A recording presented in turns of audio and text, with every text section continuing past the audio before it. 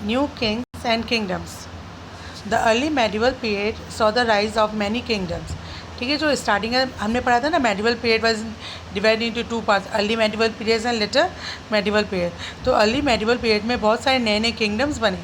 In the north where the Palas, the Gurjara Pratiharas and various classes of the Rajput. ठीक है, north में पालास थे, गुर्जर पतियारा थे और अलग अलग राजपूत क्लैंस थे। In the south where the Rashtrakutas, Pallavas, Pandyas and Cholas. ठीक है, नॉर्थ और साउथ के दो अलग अलग डायनेस्टीज़ के बाद में बात हुई है, किंगडम्स के बारे में बात हुई है। एमर्जेंस ऑफ न्यू डायनेस्टीज़, ठीक है ना, अब नई नई डायनेस्टीज़ आ रही थी। By the 7th century there were big landlords and warrior chief called Samantas. ठीक है, बड़े बड़े वॉरियर चीफ में योद्धा होते थे, जमींदार होते थे, जिनको समांताज बोला जा रहा था। In various region of the subcontinent they were expected to bring gifts for their kings and और overlords be present at their courts and provide their military support. ठीक है, उनसे एक्सपेक्ट किया जाता था कि वो गिफ्ट लेके आएंगे राजाओं के लिए, या फिर जब भी उनको ज़रूरत होगा तो उनको मिलिट्री सपोर्ट दी जाएगी। Gradually Samantas gain more power and wealth and assume title of Mahasamanta और महामंडलेश्वरा। ठीक है ना, धीरे धीरे जो समांता थे इन्होंने पावर गेन करना शुरू किया, वेल्थ एज्यूम किया, सॉरी वेल्थ को एक्यूमुलेट किया, जमा किया, और अपने आप को क्या टाइटल दिया, महासमांता and Mahamandaleshwara.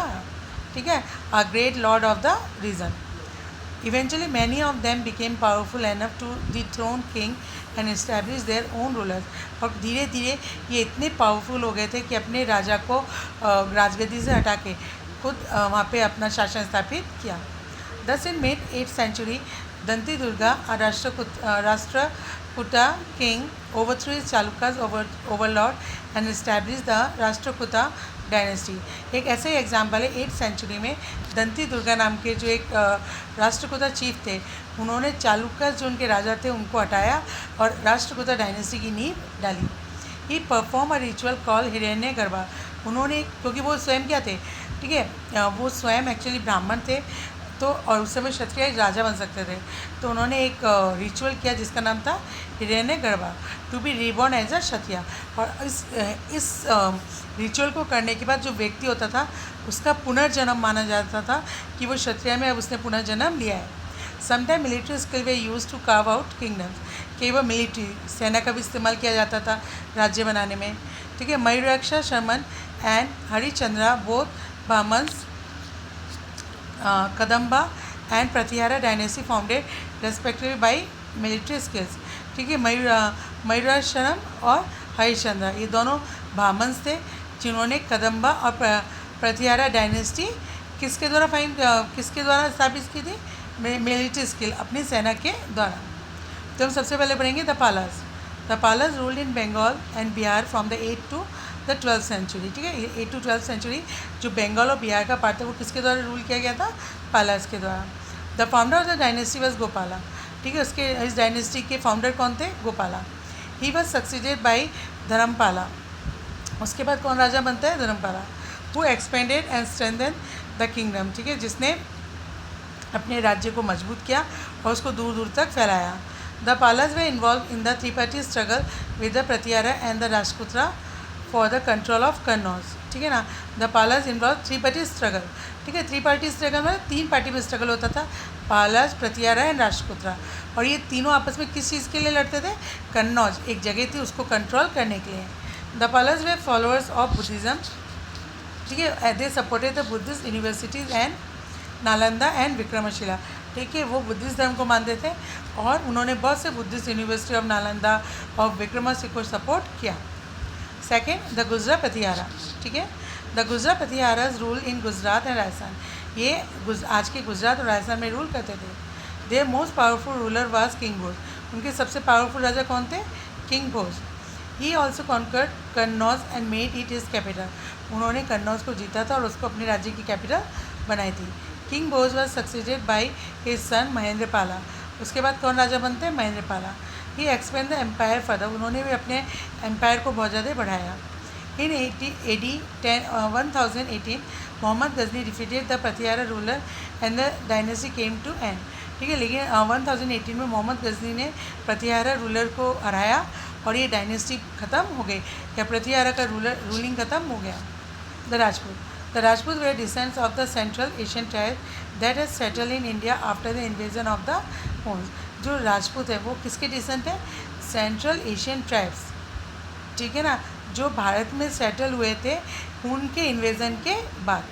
Some are of the view that the Rajput were descended of local Kshatriya family. कुछ ये मानते हैं कि जो वहाँ के लोकल क्षत्रिय फैमिली थे उनके वो मतलब वो उनके पूर्वज हैं या वो उनके वंशज हैं। Other instead that they belong to the Suryavansh and the Chandravansh family. कुछ मानते हैं वो सूर्यवंशी या चंद्रवंशी फैमिली से बिलोंग करते हैं। The Tomars, Chauhans, Solankis, Paramars and the Chandelas they are the main Rajput clans of this period. ठीक है, तो सबसे पहले हम पढ़ेंगे the Tomars. The Tomars build the city of Delhi in the 8th century. It was annex by the Chauhan subsequently. ठीक है, जो टोमर्स थे उन्होंने सिटी ऑफ दिल्ली बनाई थी 8th century में, और उसके बाद किसने उसको अपने राज्य में मिलाया था? चौहान्स थे। The Chauhans were also called Chahamans. ठीक है, चौहान्स को चहामन्स भी बोला जाता है। The most powerful ruler was Prithviraj Chauhan. इसमें सबसे पावरफुल रूलर कौन था? Prithviraj Chauhan. He fought against Mohammad Ghori. उन्होंने मोहम्मद गौरी के अगेंस्ट फॉट किया and defeated him in the first battle of Tarain in AD 1191। ठीक है, और फर्स्ट बैटल ऑफ टेरन में उन्होंने मोहम्मद गौरी को हराया था 1191। He died fighting in the second battle of Tarain in 1192। और 1192 में जब सेकेंड बैटल हो रहा था बिटवीन मोहम्मद गौरी एंड पृथ्वीराज चौहान, उसमें वो लड़ाई करते वक्त मारे गए। The Solankis rule in the region of Kathiawar. ठीक है, वो काठियावाड़ा को रूल करते थे। The most powerful ruler was Siddha Raja. इस डायनेस्टी में सबसे पावरफुल राजा कौन थे? Siddha Raja. The ruler of the Solanki dynasty build the Dilwara temple of mount Abu. ठीक है, सोलंकी डायनेस्टी के जो राजा थे उन्होंने माउंट आबू का जो फेमस टेम्पल है दिलवाला टेम्पल बनाया था, and the sun temple of Modhera. ठीक है ना। The Paramars. Dhar was the capital of the Paramars king. ठीक है, परमार किंग की कैपिटल क्या थी? Dhar. Their ruler was Bhoj Paramar. ठीक है, उनके एक फेमस रूलर थे या महान रूलर थे जिनका नाम क्या था? Bhoj Paramar. The Chandelas. The most powerful king of the Chandela dynasty was Kirtivarman. ठीक है ना, चंदेला डायनेस्टी के जो फेमस राजा थे उनका नाम क्या था? Kirtivarman. There capital was Khajuraho. उनका कैपिटल क्या था? Khajuraho. The Chandela rulers build many temples. उन्होंने बहुत सारे मंदिरों का निर्माण करवाया था। A fine example is the Kandariya Mahadeva temple. ठीक है, इनका बेस्ट एग्जाम्पल है। The Rajput remain a major power in the 8th and the 9th century. The Rajput are still known for their loyalty, honesty and bravery. ठीक है, 8th से 9th century वो बहुत major power में रहे और हमेशा राजपूत अपनी लॉयल्टी, वफादारी, ऑनेस्टी, ईमानदारी और ब्रेवरी, बहादुरी के लिए जाने जाते हैं। Clear? Mohammed Ghori, foreign invasion. Mohammed was the ruler of Ghazni in AD 998। ठीक है, जो मोहम्मद थे वो गजनी के रूलर थे और वो रूल कर रहे थे 998 में। He was ambitious and wanted to make Ghazni a powerful kingdom. He needed a large army but he did not have enough money to maintain it. ठीक है ना, वो गजनी को एक पावरफुल किंगडम बनाना चाहते थे और उसके लिए एक बहुत बड़ी आर्मी की ज़रूरत थी, और उसके बाद इतना पैसा नहीं था कि वो एक लार्ज आर्मी को मेंटेन कर सके। He was fascinated by the fabulous wealth found in temples of India. ठीक है, वो बहुत ज़्यादा मतलब फैसिनेटेड था, आकर्षित था कि भारत के मंदिरों में बहुत ज़्यादा पैसा है। He invaded India 17 times between 1080 to 1025। तो उसने 17 टाइम भारत के ऊपर आक्रमण किया। कब? 1000 से लेकर 1025 तक। He attack places like Punjab, Peshawar, Multan, Mathura, Kannauj, Thaneshwar and Somnath. इन जगहों पर उन्होंने बार बार अटैक किया। The most daring raids were against Mathura and Kannauj in 1018 and against Somnath in 1025। ठीक है, सबसे ज़्यादा जो उसने अटैक किया या जो डेयरिंग अटैक था वो कहा था Mathura, Kannauj in 1018 and Somnath in 1025। The Somnath temple in Gujarat was plundered and all the wealth was taken away to Ghazni. ठीक है, सोमनाथ टेम्पल को पूरी तरह से प्लंडर्ड किया गया, लूटा गया और जितना भी वेल्थ मिला वो सब गजनी ले जाया गया। Even the precious stone even the precious stone embedded in the temple walls where taken out. ठीक है, उन्होंने मतलब वो जो पूरे दीवारें थी उनकी जो टेम्पल की दीवारें थी उसके अंदर जो स्टोन्स लगाए गए थे। ठीक है, एम्बेडेड मतलब होता है किसी चीज़ के अंदर लगाना, जैसे हम लोग देखते हैं ना कान वान में होता है वो पत्थर अंदर की तरफ रहता है, उसको एम्बेडेड कहते हैं। उनको भी निकाल कर वो ले गए थे। Mohammed died in AD 1030। ठीक है, 1030 में उनकी मृत्यु हो जाती है। His successor were weak and his empire decline rapidly. उसके बाद जो उनके सक्सेसर होते हैं वो इतने पावरफुल नहीं होते और उनका जो एम्पायर है वो डिक्लाइन हो जाता है। ठीक है, Mohammed Ghori, like Mohammed of Ghazni, Mohammed Ghori was also ambitious ruler. ठीक है, गजनी के बाद मोहम्मद गौरी भी एक एम्बिशियस रूलर थे। He too wanted to expand his empire, वो भी अपना एम्पायर को एक्सपेंड करना चाहते थे। He had heard about Mohammad invasion of India, उन्होंने सुना था मोहम्मद इन्वेजन के बारे में। His main motive was not to plunder India but to set up an empire in India. वो सिर्फ भारत को लूटना नहीं चाहते थे बल्कि अपने राज्य की स्थापना भी करना चाहते थे। Mohammed Ghori invaded India in AD 1175। ठीक है, मोहम्मद गौरी ने भारत पे कब आक्रमण किया? 1175 में। He conquered Multan, soon he realise that Punjab was a good base for further conquest. ठीक है, उसने सबसे पहले मुल्तान को जीता और फिर उसने रियलाइज़ किया कि आगे मतलब अगर हम पंजाब को अपना बेस बनाते हैं तो आगे जीतना ज़्यादा आसान हो जाएगा। In AD 1190 he conquered Punjab. ठीक है, उसने पंजाब को जीत लिया। The boundaries of conquest of Mohammed Ghori not now touch the kingdom of Prithviraj Chauhan. उसने जो भी एरिया जीता अब वो पृथ्वीराज चौहान के किंगडम तक पहुंच गया। But both fought war for the control of the Punjab and the Ganga valley. दोनों में युद्ध होता है पंजाब और गंगा वैली में कब्जा करने के लिए या कंट्रोल करने के लिए। The conflict led them to fight 2 battles at Tarain near Bathinda. उन दोनों के बीच 2 बैटल ऑफ टेरन होते हैं जो आज भटिंडा के पास है। One in 1191 and the second in 1192। In the first battle Prithviraj Chauhan inflicted a crushing defeat on Mohammed Ghori.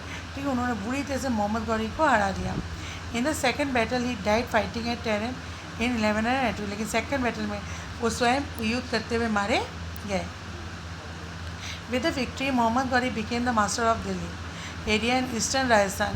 ठीक है, और इस विक्ट्री के साथ ही वो दिल्ली और ईस्टर्न राजस्थान के मास्टर बन गए, मतलब वो उनके राजा बन गए।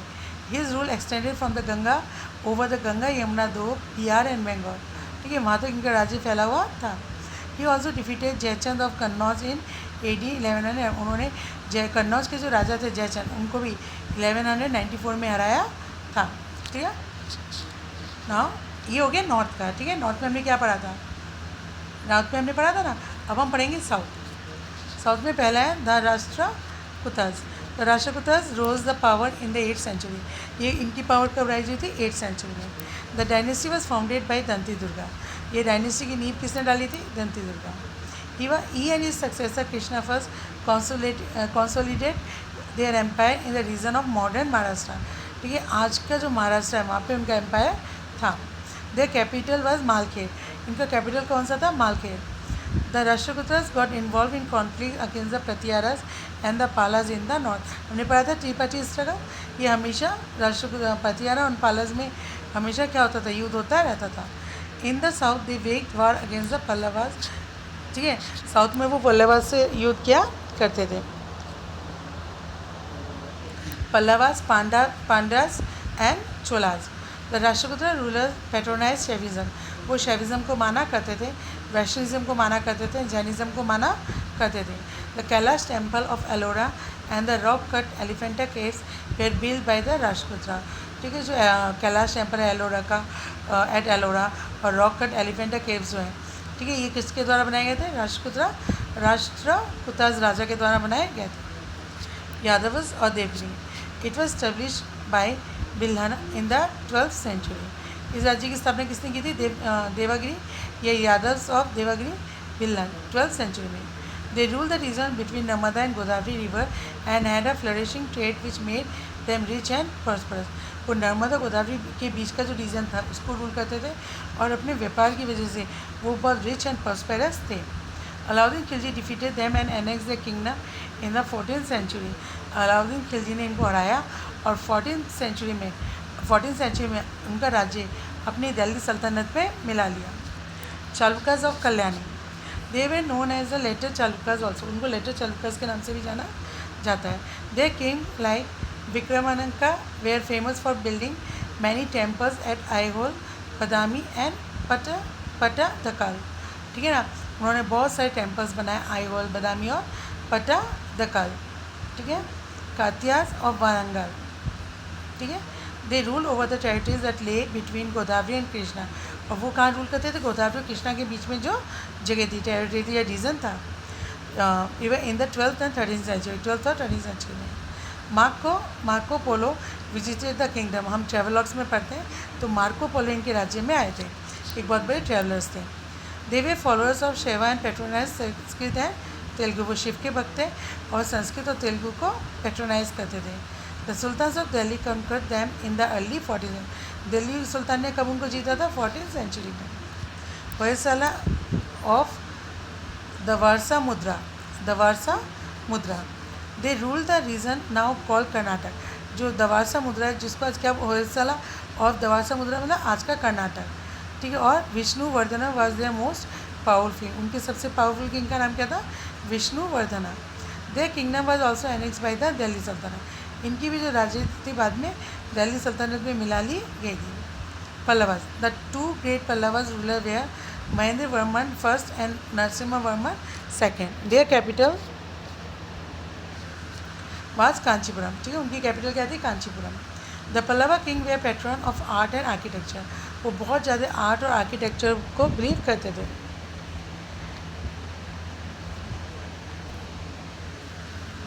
The Rath temple of Mahabalipuram and the Kailashnath temple at Kanchi are fine example of Pallava temple architecture. ठीक है ना, काशी जो महाबलीपुरम का रथ टेम्पल है और कैलाशनाथ टेम्पल जो कांची में, वो पल्लवा टेम्पल के आर्किटेक्चर के बेस्ट एग्जाम्पल है। The Pandyas, the kingdom of the Pandyas was in the region around Madurai. ठीक है, मदुरई के आसपास का जो रीजन है वो किसका किंगडम था? पांड्यास का। Madurai was an important centre of learning. ठीक है, वहाँ पे बहुत ज़्यादा लर्निंग का काम होता था, ज्ञान का काम होता था। The kingdom decline in the 14th century, 14th century में ये जो किंगडम था धीरे धीरे डिक्लाइन हो गया। The Cholas build the strongest empire in India between 800 to 1200। ठीक है, अगर हम साउथ में जाते हैं तो चोलास ने सबसे इम्पॉर्टेंट स्ट्रॉन्ग एम्पायर की नींव डाली थी। 800 to 1200 तक उन्होंने रूल किया था। देयर कैपिटल वाज तंजौर, उनका कैपिटल क्या था? Tanjore. The Chola dynasty was founded by Vijayalaya. ठीक है, इस डायनेस्टी की नींव किसने डाली थी? विजयाला ने। He ruled over the region of the north of river Kaveri, उन्होंने रिवर कावेरी का जो नॉर्थ साइड था उसको रूल किया था। He was defeated by the Rashtraputra king Krishna third, उनको किसने हराया था? राष्ट्रपुत्र किंग कृष्णा थर्ड ने, at the battle of Takkolam in AD 949 में। ठीक है, तो बैटल का नाम क्या था? तक्कोलाम। ठीक है, और कब हराया था? 1949। तो 1200 है तो दोबारा होता है इनके स्थापना। It was Rajaraja Chola and Rajendra Chola who receive the empire and made the Chola the greatest power. ठीक है, राजाराज चोला और राजेंद्र चोला ने जब एम्पायर को अपने हाथ में लिया तब उन्होंने इसको साउथ इंडिया का एक ग्रेटेस्ट पावरफुल एम्पायर के रूप में इस्टेब्लिश किया। Rajaraja defeated the Cheras at Thiruvananthapuram. ठीक है, राजाराज ने चेराज को त्रिवंतपुरम में हराया। Which gave him control over trade with the Arab on the western coast, और उसकी वजह से अरब के साथ वेस्टर्न कोस्ट से जो व्यापार होता था उस पर उनका कंट्रोल हो गया। Once he had control over Malabar coast he defeated the Pandyas had to control of the Cholamandalam coast, और जब वो मालावर कोस्ट पे उसने अधिकार कर लिया फिर उसने पांड्याज को भी हरा दिया और चोलामंडलम कोस्ट जो है उस पर अपना कब्जा कर लिया। ठीक है,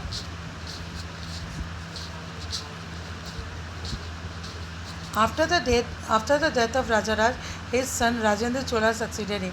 ठीक है, राजाराज की मृत्यु के बाद उनका जो बेटा था राजेंद्र चोला वो राजा बनता है। He defeated the Chalukyas of Kalyani and the Pala ruler of Bengal. ठीक है, उन्होंने चालुक्यस ऑफ कल्याणी और पाला रूलर को हराया। He was held as Gangaikonda और the conqueror of the Ganga. ठीक है, उनको क्या उपाधि दी गई थी? गंगा की कोंडा या conqueror of the Ganga. Rajendra Chola was daring campaigning was in south east Asia. उनका सबसे बड़ा जो कैंपेनिंग था वो था साउथ ईस्ट एशिया में।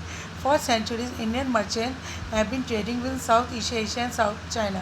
ठीक है, बहुत समय से जो भारत के व्यापारी थे या जो मर्चेंट थे वो साउथ ईस्ट एशिया और साउथर्न चाइना से व्यापार किया करते थे। Indian ship had to pass through the straits of Molucca which was under the kingdom of Shri Vijaya. ठीक है, जितने भी जहाज़ होते थे उनको स्टेट्स ऑफ मेलुका से होकर गुजरना पड़ता था, और ये जो स्टेट था वो किसके अंडर में आता था? श्री विजया के अंडर में आता था। The merchants of Shri Vijaya found ways to keep the Indian merchant off this state. ठीक है ना, तो जो श्री विजया के किंगडम ऑफ श्री विजया के जो मर्चेंट थे वो चाहते थे कि भारत के मर्चेंट यहाँ से व्यापार ना करें। This merchant were from the Chola kingdom, और वो कौन से थे? चोला किंगडम के थे। The appeal the Rajendra Chola for help, तो इसलिए उन्होंने उनको हेल्प मांगी। Rajendra Chola sent a huge army and defeated the king Shri Vijaya, और जो राजेंद्र चोला थे उन्होंने उनकी बात मानी और एक बहुत बड़ी सेना भेजी जिसने जो किंग श्री विजया थे उनको हरा दिया। Thereby trade with south east Asia was resume, और इसलिए साउथ ईस्ट एशिया से भारत व्यापार कर सका। Greatly enriching the Chola kingdom, और इस व्यापार से जो चोला किंगडम था वो बहुत ज़्यादा प्रॉस्परस हुआ। क्या एडमिनिस्ट्रेशन इन द किंगडम, ये सब हमने पढ़ लिया। अब इनका एडमिनिस्ट्रेशन कैसा था। Many king took up title of Maharaja Adhiraj, king of Kings, और त्रिभुवनम, चक्रवर्ती। ठीक है ना, ये सब बड़े बड़े राजाओं ने अब अपने आप को टाइटल देने शुरू कर दिए थे। However they still share power with their samantas as well, लेकिन अभी भी वो समानताज और राजाओं के बीच में पावर शेयर करते थे। Revenue was collected from peasant, cattle keepers and artisans. ठीक है ना, समय समय पे रेवेन्यू कलेक्ट किया जाता था पीजेंट से, कैटल कीपर से और आर्टिशियन से। These revenues were used to maintain a king's army as well as for construction of temple and fort। इसमें आर्मी को मेंटेन करने के लिए इस पैसे का इस्तेमाल होता था, और टेम्पल और फोर्ट्स बनाने के लिए भी हुआ करता था।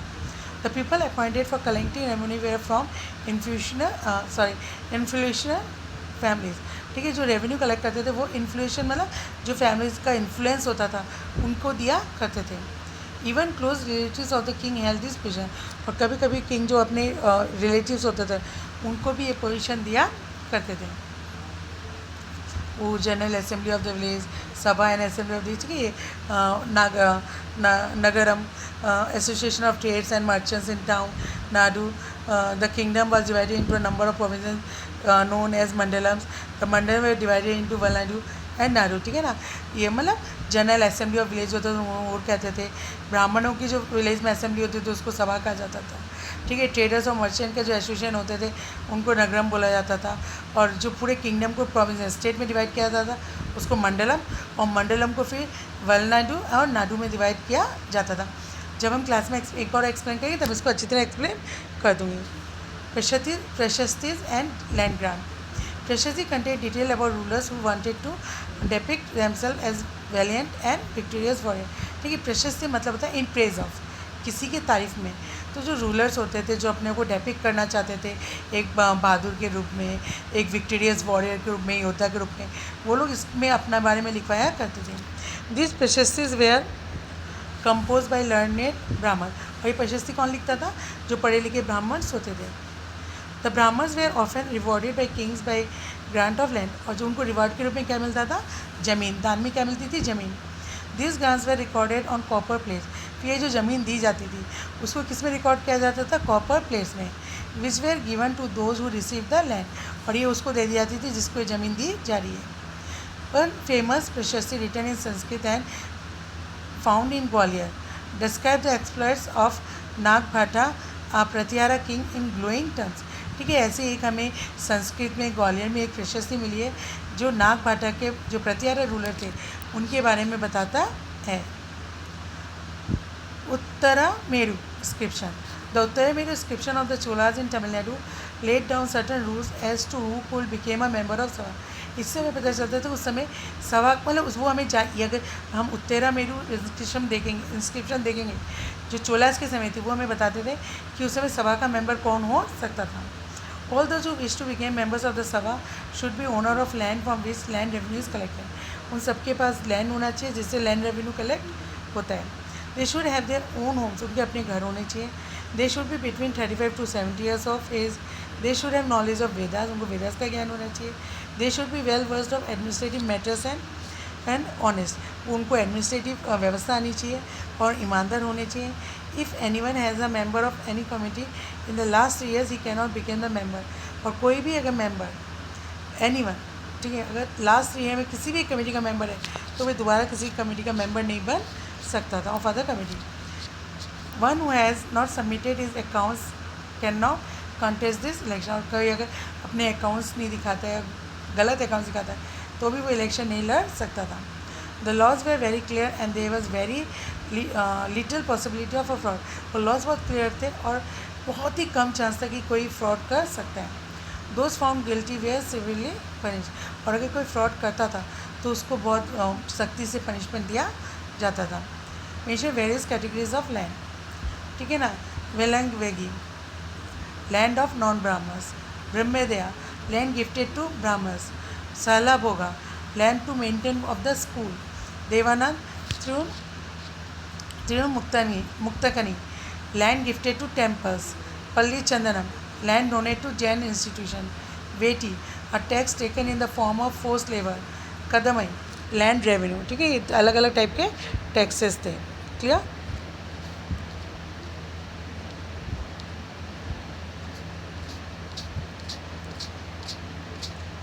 Okay. Case study, Chacholas. The territory south of the river Krishna and Tungabhadra is known as South India. South India was divided into 3 kingdoms. ठीक है ना. कृष्णा और तुंगभद्रा के जो साउथ का पार्ट है उसको हम साउथ इंडिया कहते हैं.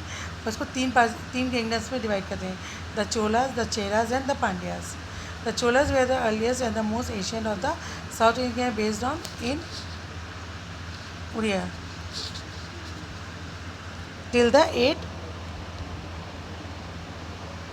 चलो केस स्टडी मैं बाद में पढ़ा दूँगी ना, पढ़ाई देती हूँ.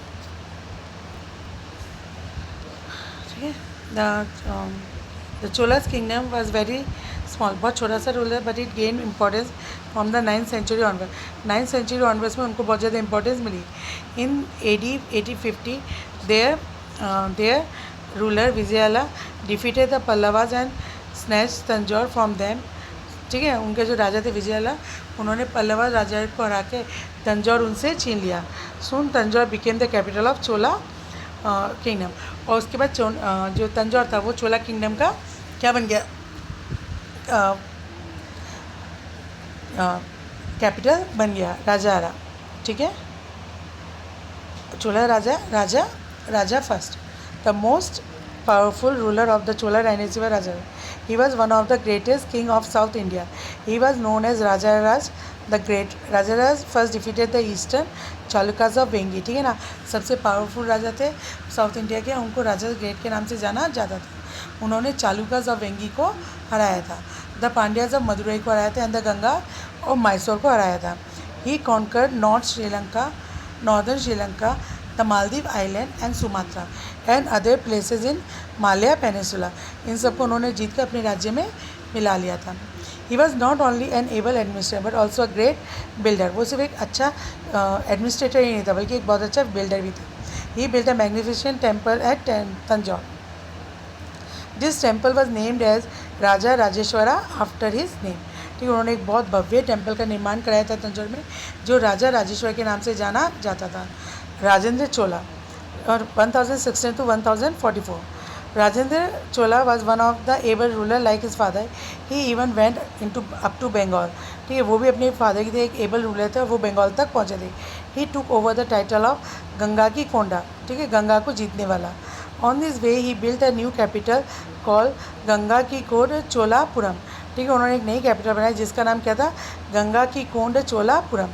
His greatest achievement was the conquest of Sailendra Empire. उन्होंने सैलेंडर एम्पायर को जीता था. During his reign the kingdom was called the Golden Age of Cholas.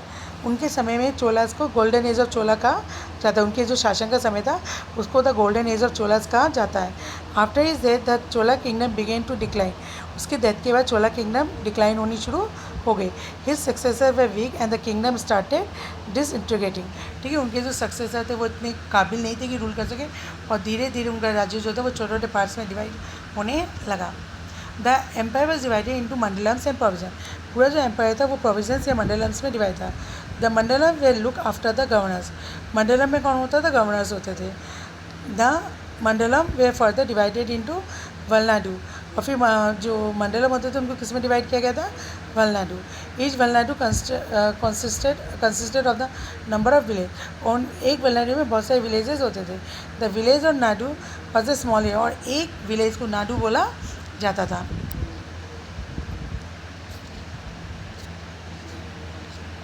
ठीक है, each village has 2 assembly. Her village में क्या होता था? 2 असेंबली होती थी। दे वे नोन एज ऊर और सभा।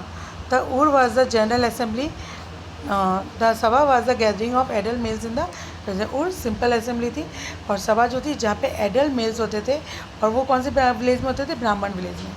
We have seen that each Brahmin they was looked after by an assembly और sabha.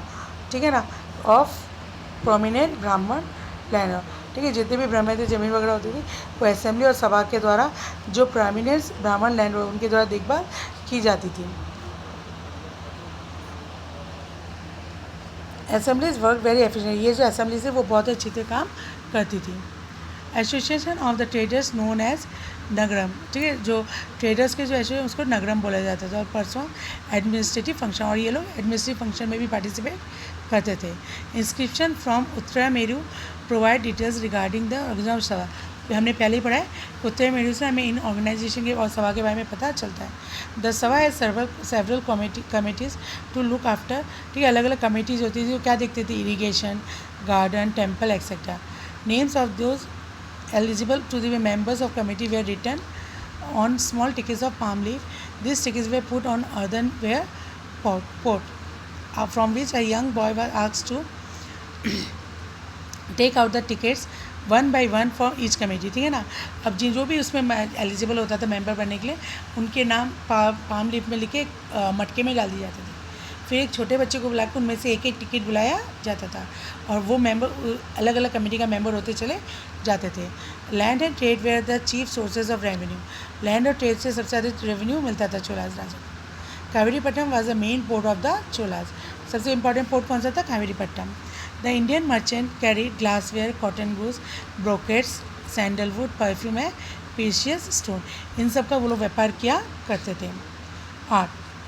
The Cholas also build many temples. Most of the temple way build in the Dravidian style. उन्होंने बहुत सारे temple बनाए थे, और ज़्यादातर टेम्पल्स जो थे वो किस स्टाइल में बनाए गए थे? द्रविडियन। द बेद्रेश्वर टेम्पल और Raja Rajeshwar temple built at Tanjore by Raja Raj first, and the temple of Gangaikonda Cholapuram built by Rajendra are architectural and